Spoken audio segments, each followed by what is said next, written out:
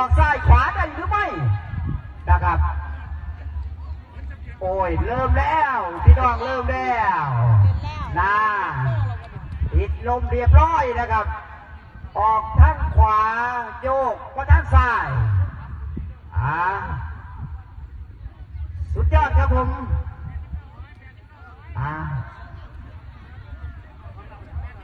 วางลำได้อีกครั้งนึงนะครับ